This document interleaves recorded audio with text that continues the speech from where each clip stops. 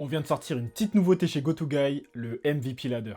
Ladder, ça veut dire échelle. Au cas où, échelle du MVP, classement du MVP, bon, t'as capté. On l'actualise toutes les 2 semaines pour mettre à l'honneur les meilleurs joueurs du championnat Espoir Elite. D'ailleurs, le premier MVP Ladder est tombé sur notre Instagram et je vais t'en parler tout de suite. À la 5ème position, on retrouve Jaël Trèfle. L'intérieur de la SIG commence très fort son début de saison, après un été compliqué en équipe de France U18. Le 2007 vient se venger et tout casser en ce début de saison. Il tourne à 16 points, 7,4 rebonds, une interception, 1,4 compte de moyenne, pour 19 d'évaluation par match. La SIG démarre bien avec 4 victoires en 5 matchs, et son match référence, c'est son 19 points, 14 rebonds et 24 d'évaluation contre le Portel. En 4ème position, on retrouve Aaron Toho Nancy. Il n'a joué que 3 matchs avec Cholet, mais chaque entrée était de haut niveau.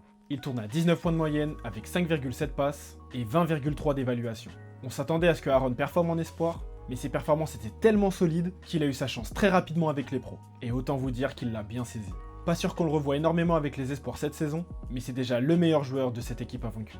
En 3ème position, on retrouve Julien Wilamowski. Également joueur de Cholet, le 2006 se révèle en étant l'option principale offensive en l'absence d'Aaron. Cette saison, il tourne à 17 points, 4,8 rebonds pour 20,2 d'évaluation, avec un énorme 86% au tir. C'est n'importe quoi. C'est une bête féroce qui va te punir à 2 points, comme il l'a fait avec ses 30 points, ses 6 rebonds et son 36 d'évaluation contre Dijon. En 2ème position, on retrouve Mighty Douglas. On en a déjà bien parlé, l'arrière est inarrêtable sur ce début de saison. Que tu le veuilles ou non, il va te scorer sur la tête. Il tourne à 24 points de moyenne cette saison, auquel t'ajoutes 3,6 rebonds et 4,4 passes. Il est à 24 d'évaluation en moyenne et c'est tout simplement la 2e meilleure éval du championnat. C'est également le 3e meilleur scoreur. Il délivre tous les soirs et n'a qu'une seule performance en dessous des 24 points sur les 5 matchs joués de Nanterre cette saison. Il est injouable.